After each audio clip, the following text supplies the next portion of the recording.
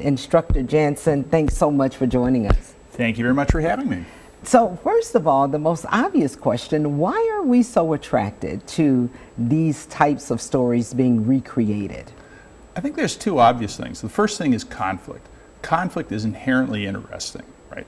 We like watching football games because we like watching the Lions compete against the Cowboys and ideally thump them like they did. The second thing is taboos. There are two really big, important taboos that all societies have that are common through all these cases that you mentioned. One of them is unauthorized sex. The other one is unauthorized violence. And both of those are probably the most serious breaches of mores that you can imagine. Do you think, given that, the reason why we watch, do you think it's healthy for Hollywood to recreate these, stories and kind of pull an audience in? Because most people, except for maybe the younger generations, most people live through some of these true crime events and remember them in real time. So is it healthy to recreate those? I think it's never a good idea to model bad behavior. And that's exactly what these shows are doing. They're modeling bad behavior. In the Middle Ages, they used to have morality plays, and people would commit acts that were transgressive and immoral. And the point of the plays was the plays always showed that these individuals were paying the price for their sins.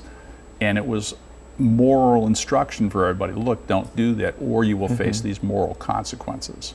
But has that message changed now with the this new iteration of the moral plays you were talking about? Oh, right, the morality plays. Right. Yeah. Well, right now we're basically wallowing in it. Right. Nobody is looking at the Menendez brothers and saying, "Gosh, I don't want to be like them." They're going to look at that like, "Wow, well, if I kill somebody, I still got a chance at." Fame, notoriety, and maybe I won't have to serve life without parole. Maybe I can get a break on it. So we know cases like the Menendez brothers, Jeffrey Dahmer, Ted Bundy, those cases of being put on television, if you will, isn't new. Charles Manson, there was several series about Charles Manson and others, crimes that happened before these crimes happened. What impact would you say that recreating these crimes is having on society? Hard to say. Some of them are really kind of standalones. Like Charles Manson, it's kind of hard to point at many copycats, like maybe David Koresh and the Branch Davidians, James Jones maybe. But somebody like Jeffrey Dahmer, we had a case in Genesee County here that was very, very similar only a couple years ago.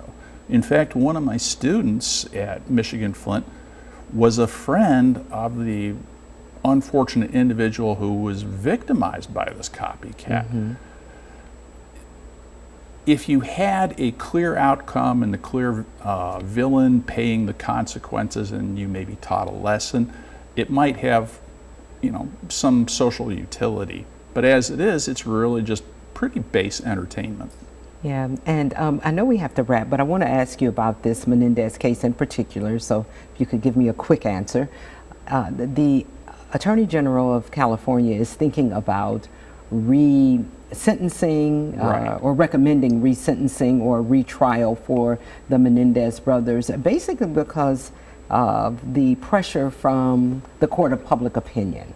Do you think the public should carry that much weight when it comes to these kinds of crimes and people have been convicted? I think public opinion matters a great deal through the democratic process. If my opinion is that you should be able to get away with shotgunning somebody who committed a horrible crime against you, we should vote on it, and the legislature should vote, and there should be a law that says, okay, this would be permissible in these circumstances.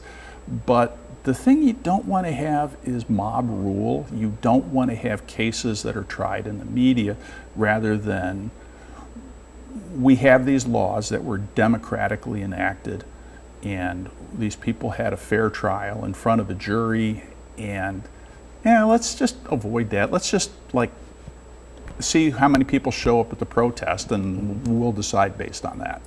Yeah, that's not very healthy for society. Indeed, it's Yeah. not. We want to thank instructor Kenneth Jansen for joining us here from the University of Michigan Flint, the Behavioral Science Department. Thanks so much for being our guest here on First at 4. Thank you very much, Mrs. Jones. Yes.